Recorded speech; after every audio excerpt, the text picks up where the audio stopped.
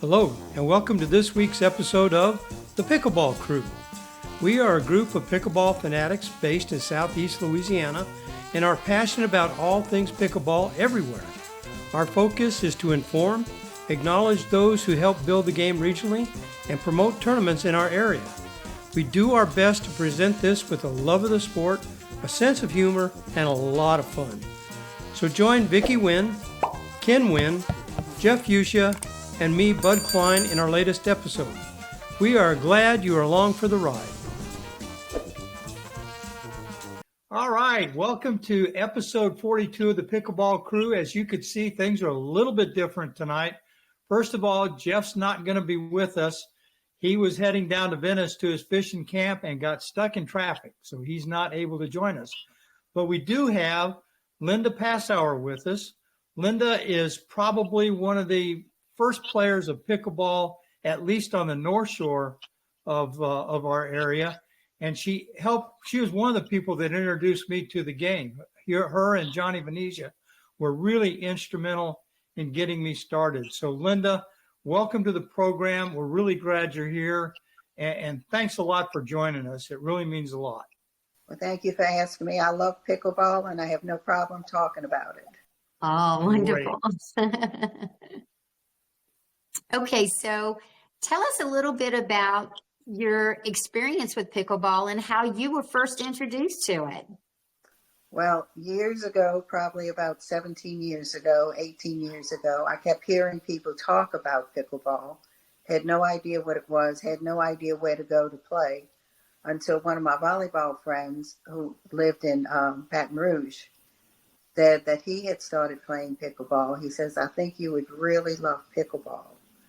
So I switched over and went up to Baton Rouge, and they had a group of people, about 10 people playing. They welcomed me. They let me play. The first time I got there, they put a paddle in my hand, and I was playing pickleball, and it was great. They gave me two directions. One was come up to the line for the kitchen and let the other team make the mistake. And I was off and running. So that was wow. It still holds true. If that does not speak for her, huh? That's great. So I played just tournaments for a while. I would go up to Baton Rouge on a Sunday, like the week before a tournament, and practice and try to get the hang of it. But there were no places to play, but we did have some tournaments in Lafayette and Baton Rouge and New Orleans, and I went to Arkansas, I went to Alabama, I went to Mississippi, I went to Tennessee to find a place to play. So it's grown so much since then, and it was fun. And at one time, I think I knew every pickleball player in the state of Louisiana. That we were just excited to see each other for a tournament. So that started until 2008. And I was supposed to be Ed McCraney's partner for pickleball. Originally, I had to work, and this was a during the week tournament for for St. Tammany. And I signed up to play with him, and he had to call me back and say we were basically the only ones signed up for the tournament. So 2008. Oh, my. But from there, we joined together. He brought his basketball players, friends. I brought my volleyball player friends, and we started pickleball in St. Tammany in 2008. And it's just grown. At that time, I was like a celebrity because I had a real pickleball paddle and not the wooden ones so everyone was fighting to take a turn with my paddle. So it was fun. And I love seeing that people grow and play and come along. The sport has come a long way. St. Tammany Parish, where was the first place that you were able to play? We actually started at Coquille on a Monday night. In the gym on Monday night? Yes. Then we got kicked out of there because during the summer they use it for the kids. And that's still happening this year. They're going to kick us out of Coquille again. But from there we went to a church Holy Trinity Lutheran Church on Highway 21 in Covington. And we had 3 courts, and we played on Monday and Thursday nights. We stayed there for a couple of years, but in the meantime, excuse me, we introduced pickleball to Cross Gates and Slidell and Franco's in Mandeville, and any place else somebody wanted to play, we would play. We didn't have the nets like you can buy today, so we had a trio of Ed McCraney, Joe Hawkins, and Kenny Rice would take the poles that you use for a chain link fence, and they made the frame out of that and got a badminton net and put on it. Oh, So, my. That's the way they were at Holy Trinity. They were homemade nets. I remember that now. That's what we started with before we were able to buy them. And you couldn't buy paddles either. I would get some from Connie Welsh up in Baton Rouge. They would order like a group of them and then give me some of them, and I would sell them for cost, just to pass them along, that people could get paddles, because you couldn't go to a sporting goods store to buy paddles back then. So it was kind of an adventure. You had to have your little network. Yeah. So what were those first paddles like? Was everyone playing with a wooden paddle back then, or was it a composite paddle? Well, when you first started, you played with the wooden paddle until you got a hold of one, And I used to tell people that they should, make sure they want to play before they invest in a paddle, because some people come out one time and never come back, But like I say, we would, I would get them and sell them. They were $40 at that time, back in 2009, 8, and they've come a long way too. Linda, was that the Z5 paddle, the one that comes in all the different colors? These were champion paddles. Okay. I don't think we had those yet, Okay. There were very few paddles, and actually my first paddle I bought secondhand from a lady I was partners with for a tournament. Her husband had gotten hurt and stopped playing, so I bought my first used paddle for $20. Didn't have to pay $40 for a brand new one. And I still have that paddle. And y'all didn't have trouble getting balls? Were the balls a little harder to get? Or we had to order them online. There's no such thing as going to the store to buy a ball. Right. And then it was available indoor and outdoor, or y'all mostly played indoors, so all you had to worry about was an indoor ball? We played indoors at that time. The first outdoor courts were at Pelican Park. And oh, wow. That's that recent. Okay. Yeah, that's right. As I recall, that every place you played up until Pelican Park opened those outdoor courts, that was it. Nobody played outdoors. Mm. We even played there indoors. Remember, Ken and Vicki? Yes, on Sundays, in the White Gym. That's where we played. That's right. I think that's where we met you, Linda, for the first time. Yeah, that's where we met you. Is I think at the White Gym, either Tuesday nights or Sunday afternoons. That was our first experience. It was July or August of 2018, one Sunday afternoon, and some tennis friends drugged us to see this new game called pickleball. It was new to us.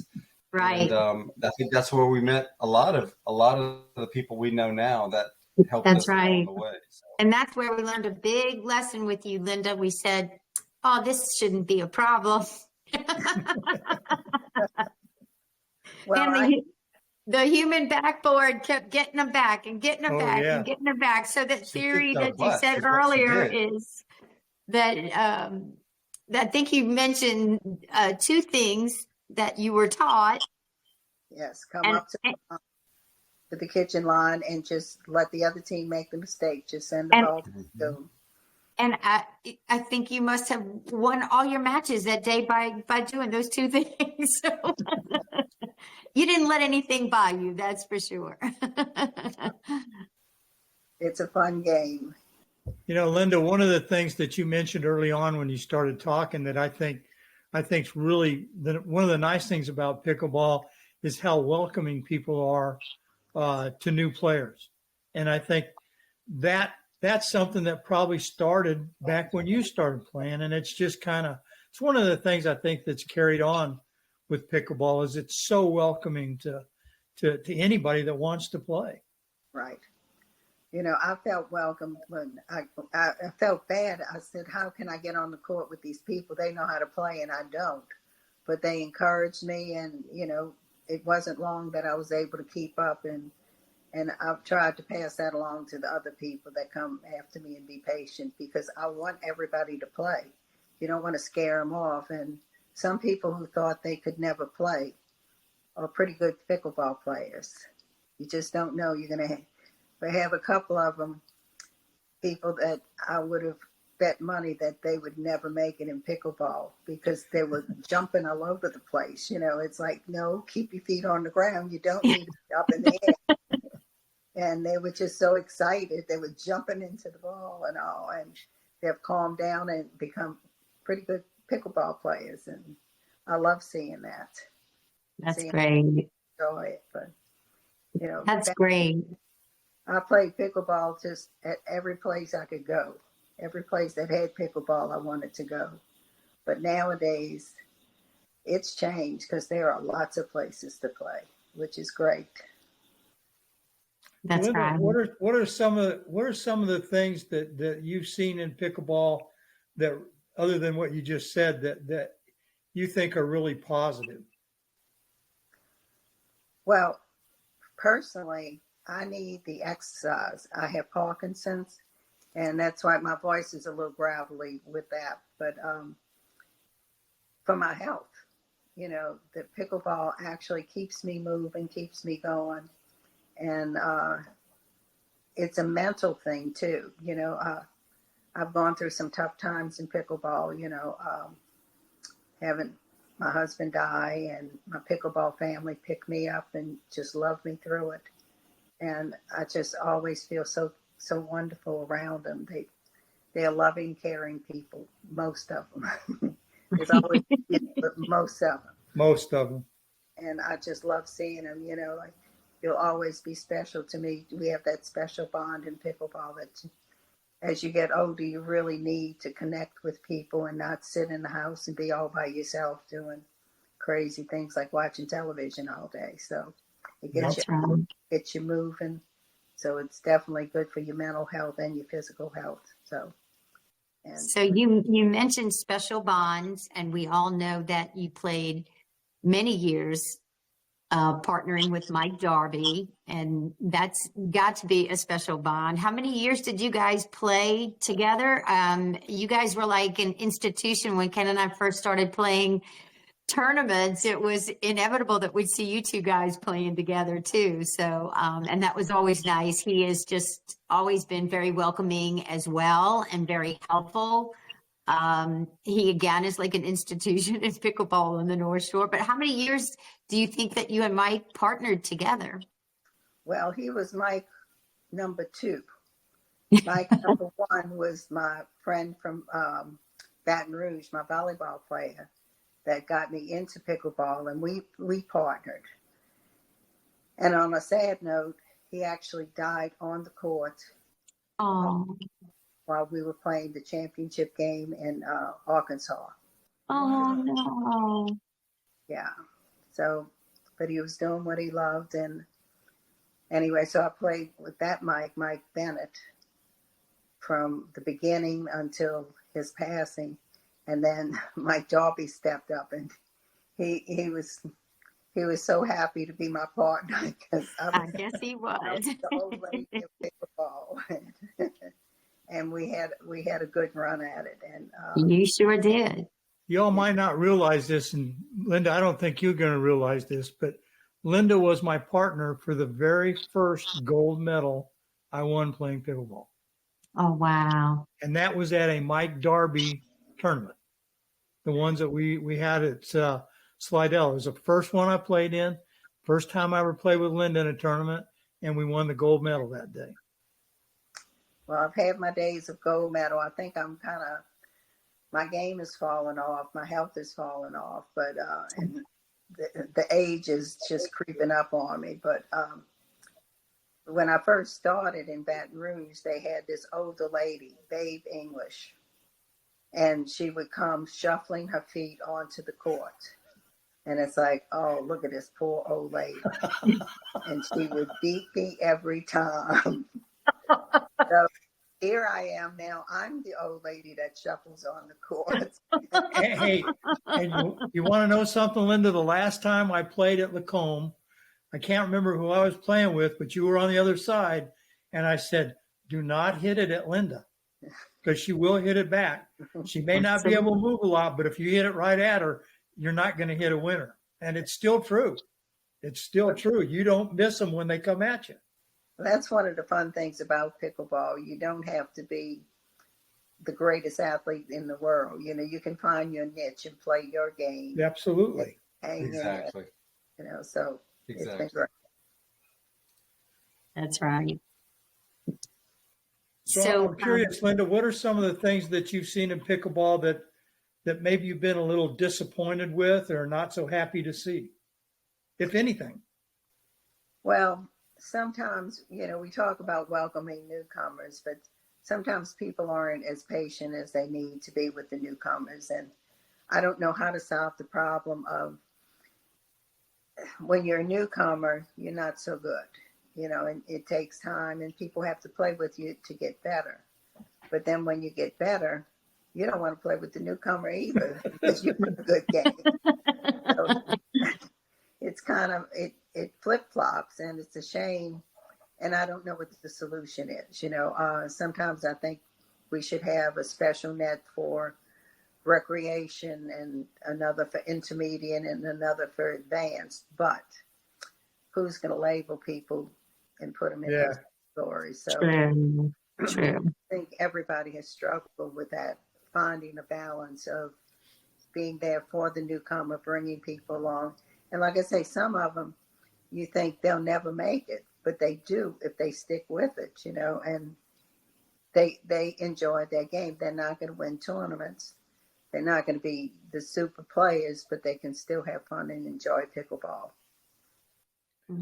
What Linda, that's a lesson you've taught me, and I know Ken and Vicki are the same way. We always try to pay it forward a little bit and play with people who are just starting out, because that's the only way you're going to get better is when you can play with better players and get their confidence. I have so many people tell me, well, I don't want to get out there and play with you guys because you're too good. And I said, no, we're not. We're all getting better every day, but you know, you have to be welcoming. That's an important part of the game. No doubt.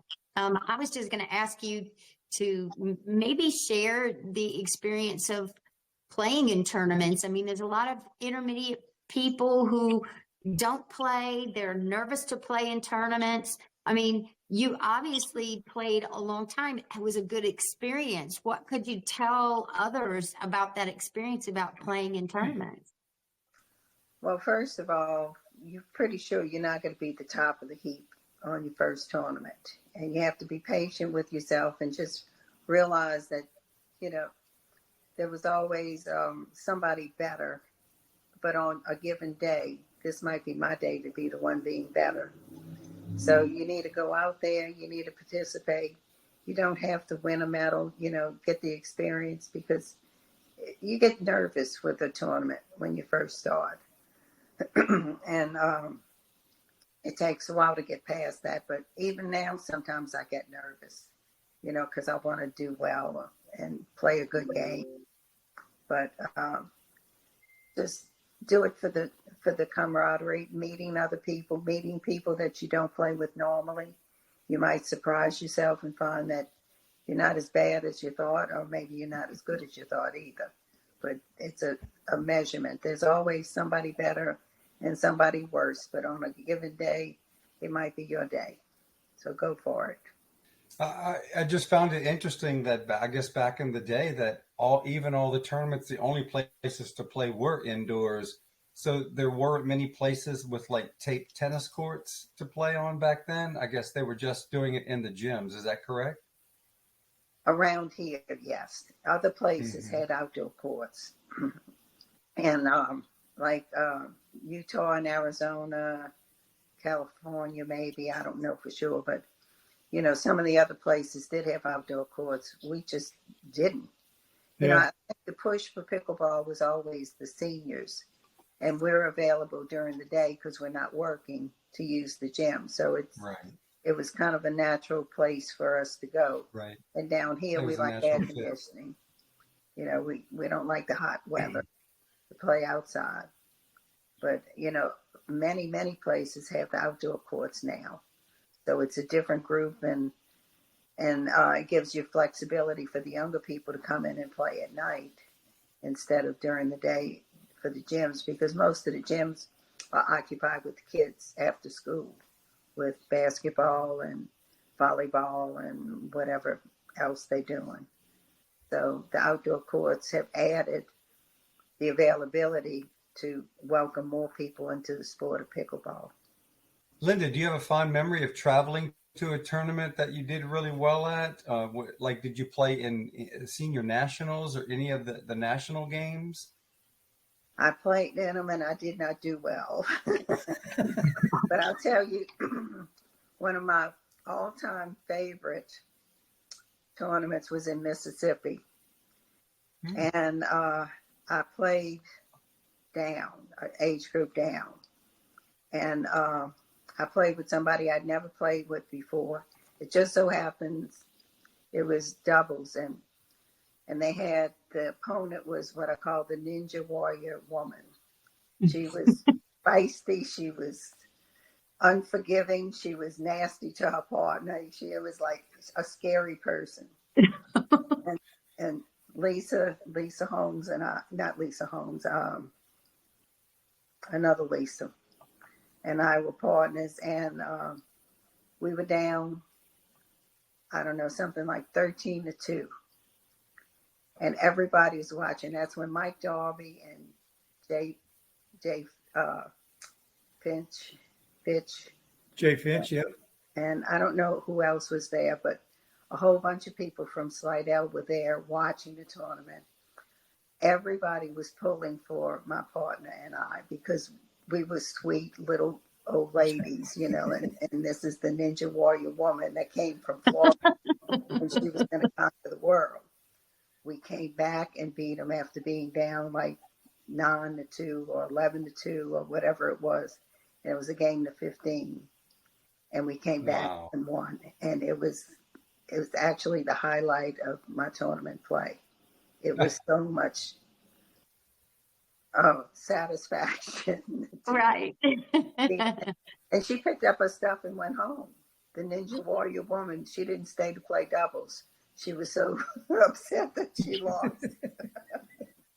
And it shouldn't be that important, but it was to her. But it was important to me, too. So I have a competitive spirit. That's a great memory. Mm-hmm. And I think that really did a lot for the ones from Slidell, this new group of people, that this was their first tournament. And they were able to sit and watch this championship match. So that was the highlight, I think, of my tournament play. That's great. What type of internal dialogue, you know, and maybe it started out one way and has through the years gone in another direction, but you've always seemed to be calm and very steady. You didn't get rattled a lot, didn't show a lot of emotion, but like I say, you were like the human backboard and got everything back, and very calmly would move to the ball and just get it back, or block and get it back. What things would go on in your mind to get you to that point that you just were calm and felt confident in doing it? Well, just the lesson they told me, just get it back over the net. You know, I see too many people, they get very worked up and they swing like there's no tomorrow, and it goes into it goes out or whatever. Just send it back across the net. It doesn't have to be a great shot. Just get it back and let them make the mistake.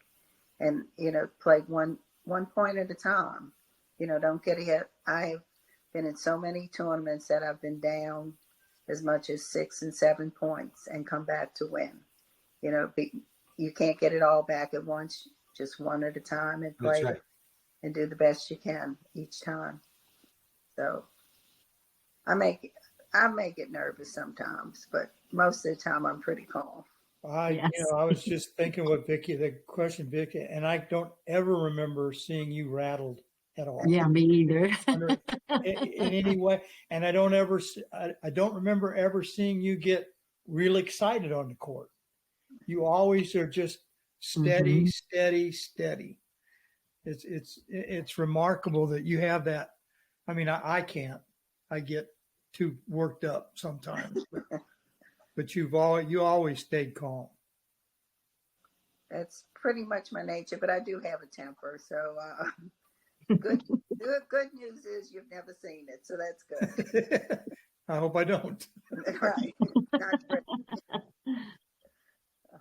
I'm not a saint. Well, that's great advice.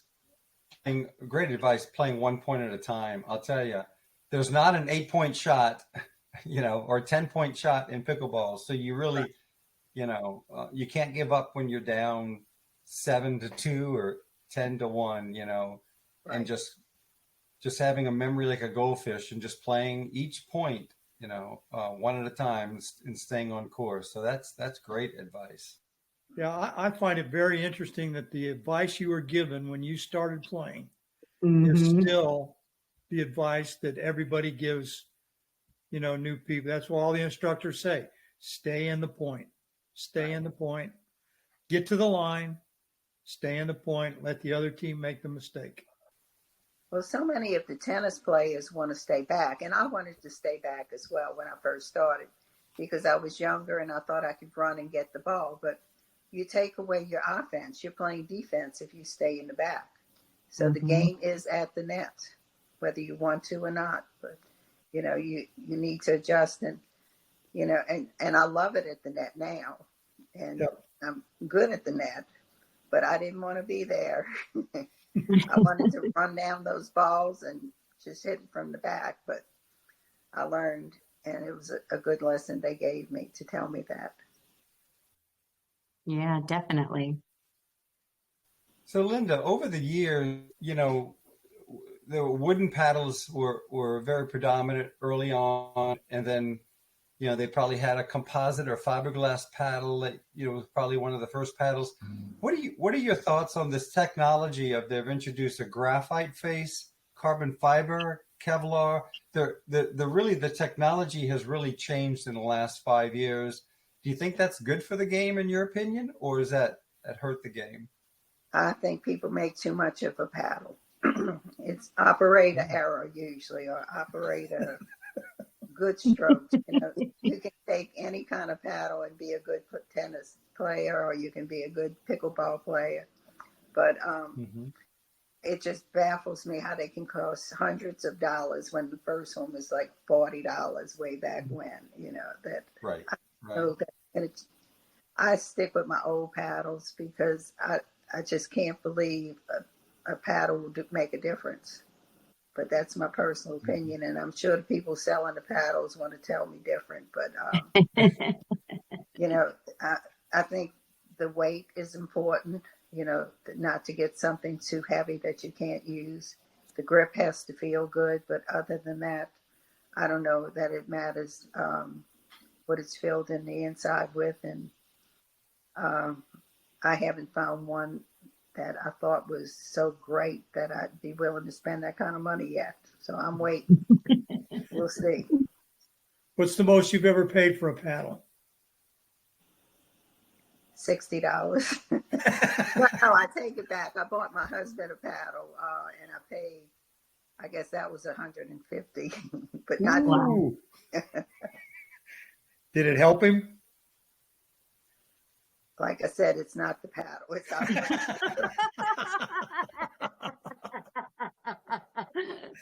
Well put. He's not standing over your shoulder, is he? No.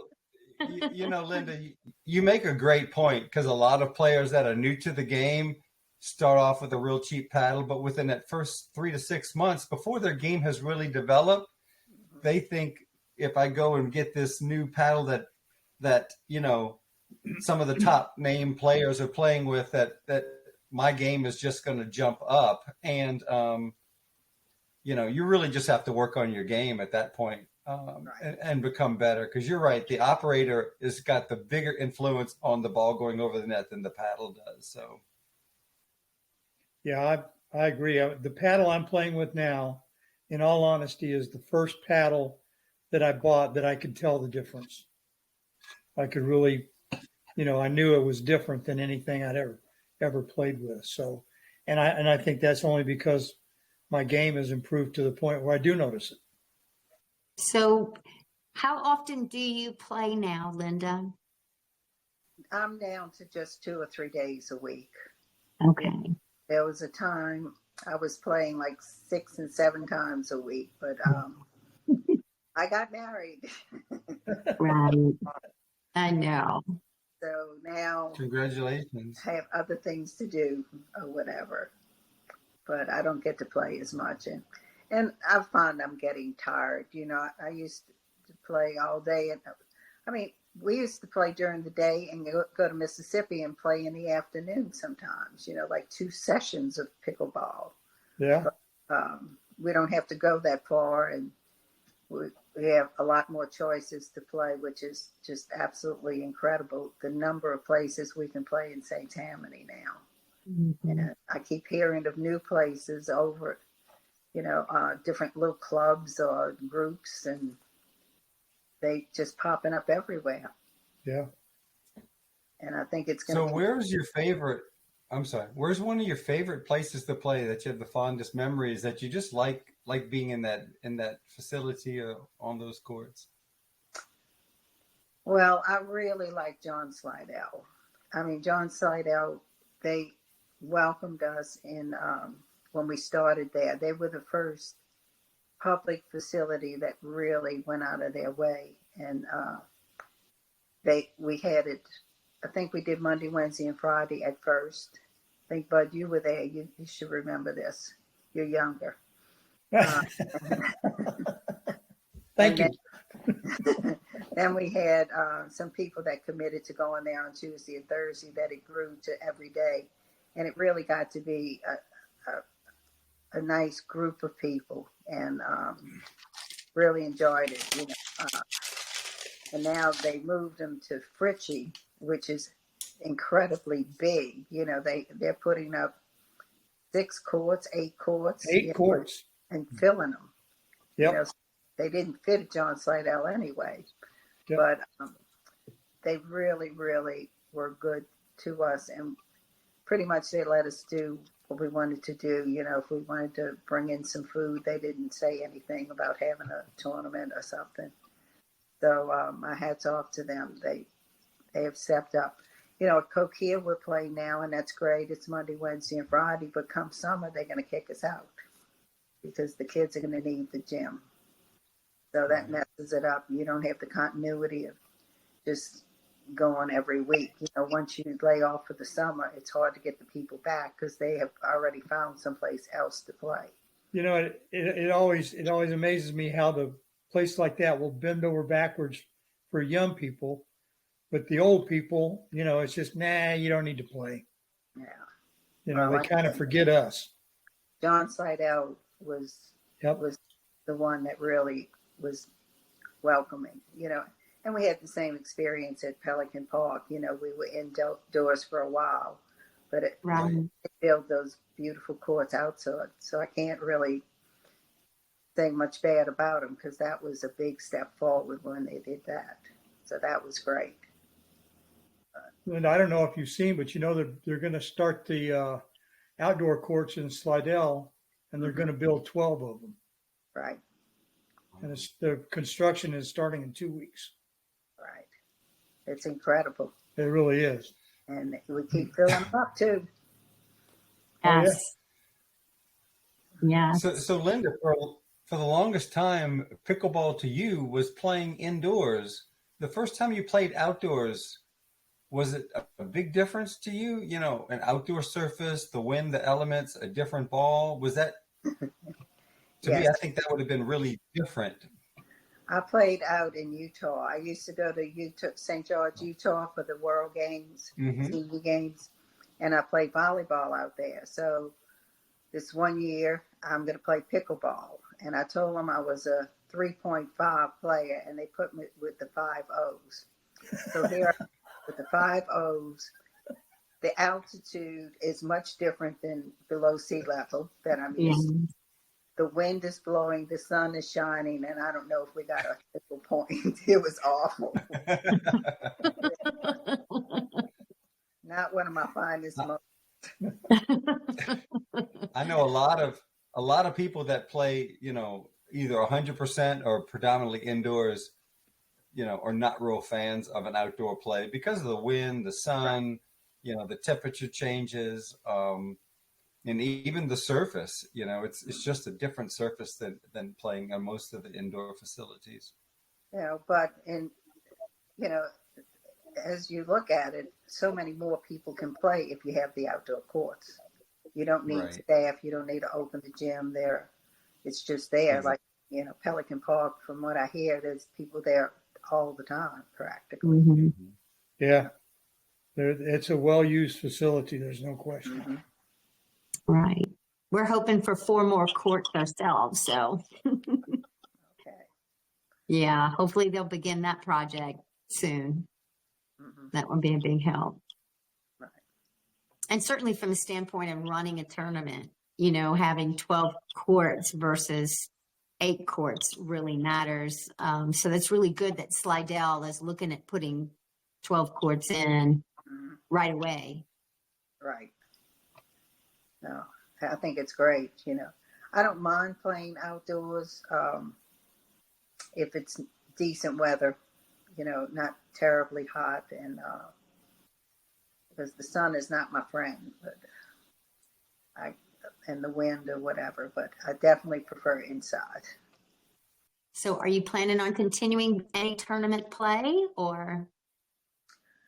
I'm not sure. I'm almost thinking that it might be time to stop that. I don't know.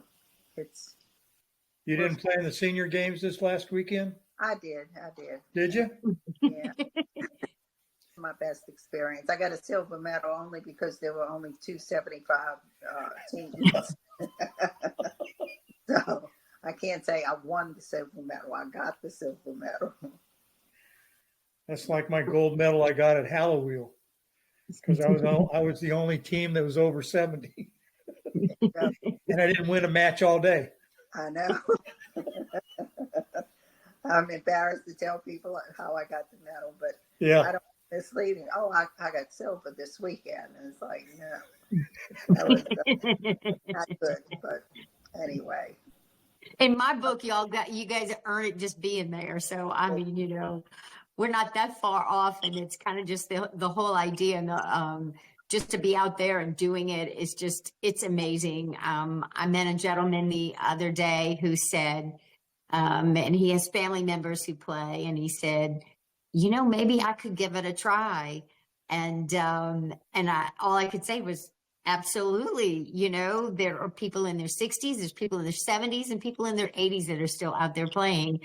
Give it a try. Just don't hurt yourself doing it. Take your time. And, but it's incredible that pickleball is a sport that you could still tell somebody to get out there and give it a try in their 70s, you know, 60s, 70s, and 80s. It's a great sport for that. You're right. You know, I used to tell people that it's a lot more user friendly than tennis, because you have an underhand serve instead of that shoulder rotation on the serve. And the ball is lighter. The paddle is lighter than the racket. So you don't have the stress on your elbows that you do in the other, that you can play it, you know, and you don't have to hit it terribly hard. You have to play, you know, so a lot of people play. So I think it's a great sport. I don't know what the age is that you shouldn't start trying something new, but tell anybody they're too old, but we'll see. Right. Well, the court's a lot smaller too, which is another thing that's the big difference between that and tennis. So, and I've always said that tennis and golf were both sports that were great, that you could just continue to play and grow old playing in them. And now pickleball is definitely, I think, a premier part of that. Something everybody can continue to do. Right. Well, our hats are off to you for sure. Well, you're some of the people I met through pickleball, which is always a blessing. And I love seeing people continue to play and not give up, and just hang in there and just enjoy it. Because even if I have a bad day on the court, I had a good day because I saw my friends. All right, Linda, thank you so much for being with us. Now it's time for Jeff's Burr Under My Saddle. You're Burr under my saddle, your thorn sticking in my side. All right, I just want to apologize. I didn't get to be on the show yesterday when Bud and Vicki and Ken were interviewing Linda Neil. I'm headed back down to work, so I'm trying to take care of some adult things. But that's the first time I think any of us have missed the podcast. But Bud tracked me down. I'm down here in Venice, and we're going to try to get this Burr Under My Saddle off my chest. Man, I can't carry these things around, Bud. Drive you nuts. All right. So this week's Burr Under My Saddle. People, I've been coaching and teaching this and talking to a lot of people about it. But it's something everybody needs to realize. We have more time on the court than what we realize. I encourage you, when you're dink practicing, don't take that ball. Let the ball bounce and let it drop. Let it drop down and take it slower. Position your body more. What happens is we rush shots without getting proper footwork, and it lowers our shot quality, which is a problem. Same thing on thirds. Let that ball bounce and let it get to its apex and drop again. Pause for just a split second. You'll hit much better thirds like that. Same thing on ATPs. An ATP makes you wait, like I'm talking about, and it makes you wait until the ball gets in the right position. We can take that and use it all over the court. If we would just realize on the court, we have much more time. That is this week's Burr Under My Saddle. Back to you, Bud. Jeff, thanks for that Burr Under My Saddle. It's always good. And now it's time. Hey, Bud, I've got a shout out. It's just a quick one. My shout out today is definitely for Linda, for you, for John Breen, for all those players, us included in there in their 60s and 70s and 80s, and still get out there and just keep trying and really just enjoy being with people and enjoy the sport that way. It is fantastic. The friends that you meet, Ken and I tell people all the time how we have hundreds of friends now we never had before. It's just meeting people, and it's a wonderful opportunity no matter what age. So my hat's off to everybody that's out there giving it a try. Back to you, Bud. Vicki, great shout out. And now it's time for Ken and his tournament updates. Hot off the press, it's time for Ken's tournament previews. All right, thanks, Bud. Let's start with April 6, 2024. It's the Miss Mississippi. It's at Halls Ferry Park in Vicksburg, Mississippi. This is mixed doubles only. Go to pickleballbrackets.com to register. Also on April 6th, 2024, in Pelican Park in Mandeville, Louisiana, it's the king and queen of the court. It's the all-play-all round-robin scramble. This is a really interesting format. So you'll sign up at your level, and you'll play with everyone in your level as your partner, and everyone will eventually be your opponent. Look, this tournament is using the Selkirk Pro S1 pickleball, and you don't need a partner to sign up. It's going to be a fun day of pickleball. Go to globalpickleball.network to sign up. We'll put the flyer on the screen. You can scan the QR code as well.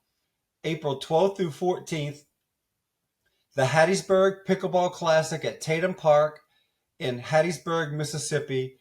We're looking forward to this one. Vicki and I are playing in it. Go to pickleballbrackets.com to register. Marlena Martis is the tournament director. This is a fundraiser for the Young Life Organization and the USM Wesley Foundation. So Friday night will be open play and a social. Saturday, gender doubles. Sunday, mixed doubles. There's already 150 people registered for this. Registration is probably closing soon, so don't delay. It's going to be a lot of fun. The same weekend, April 12th through 14th, is the Alabama Senior Games in Opelika, Alabama. Go to pickleballbrackets.com. There's over 230 people registered. Remember, this is a qualifying year for nationals, which will be held in the summer of 2025 in Des Moines, Iowa. April 20th and 21st, this is the second annual Dinking in the Delta in Greenwood, Mississippi. Go to pickleballbrackets.com to register. It's $50 per person. Also the same weekend, April 20th, 2024, it's the Pelican Park Outdoor Court in Mandeville, Louisiana. Go to gulfcoastpb.com/tournaments, men's doubles, women's doubles, and mixed doubles. The following weekend, April 27th, this is the 5th annual Eastern Shore Classic at Lott Park in Daphne, Alabama. This is a new listing. Go to pickleballbrackets.com. It's a one-day tournament, mixed doubles only. If you haven't played at Lott Park, that's beautiful courts there. I think there's 12 courts, 6 on one side, 6 on the other, with a nice overhang. Great complex. Again, that's the 5th annual Eastern Shore Classic. The same weekend, April 27th, 28th, is the Vicksburg Open, Vicksburg, Mississippi. Go to pickleballbrackets.com. Registration has opened for that. Also, the same weekend, April 28th, Pickleball for a Cause, Fritchie Park Gym, Slidell, Louisiana. We'll put the flyer on the screen. You can call the phone number for registration or scan the QR code to register. It's gender doubles and mixed doubles. Moving to May 2024, May 3rd through 5th at the Club of the Township in Ridgeland, Mississippi. Go to pickleballbrackets.com. There's already 70 people registered for this. Keith and Petra are helping to run that tournament, and it should be a really good event. May 11th, 2024. It's the Heart and Soul Pickleball Tournament at Pelican Park in Mandeville, Louisiana. Go to globalpickleball.network to register or scan the QR code that's on the screen right now. This is a fundraiser for the Mission for No Heart Left Behind. It's a great organization.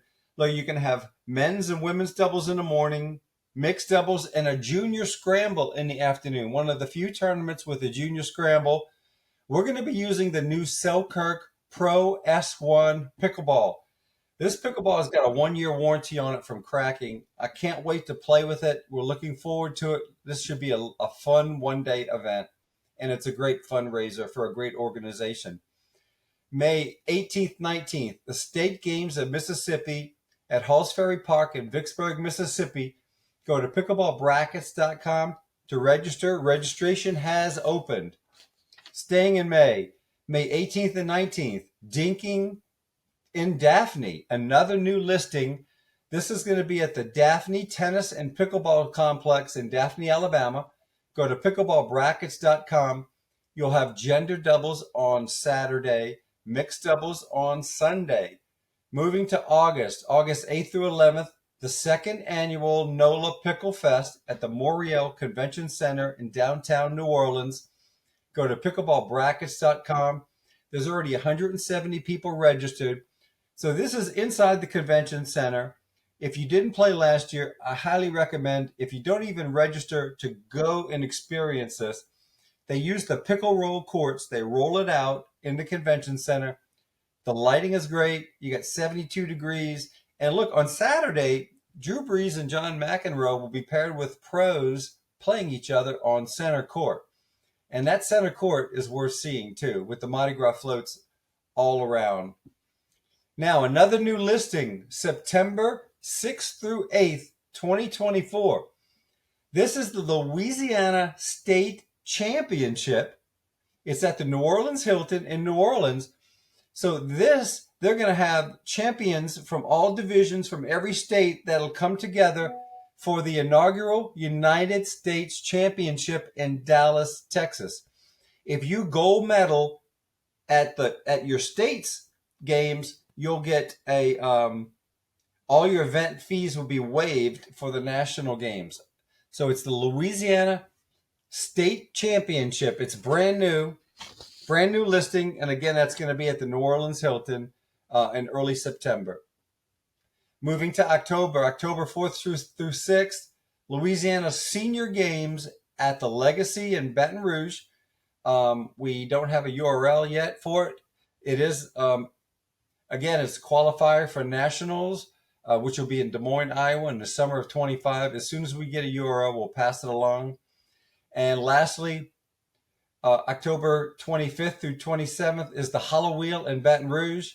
We're about 2 or 3 weeks away from early registration. As soon as we get a link to that, we'll pass it along. Friday will be women's doubles, Saturday mixed doubles, and Sunday will be men's doubles at the Hollow Wheel. Always a fun event. That's it for tournament preview, Bud. Back to you. Ken, thanks for those updates. And now, if nobody has anything else, I think it's time to say goodnight. Good night, everybody. All righty. Thank you, Linda, so much. And it's always wonderful to see Linda. you. Yeah, thank you, Linda. Okay. Thanks for being with us. No. Hey, from the Pickleball crew, thanks for watching, and we'll see you all next week.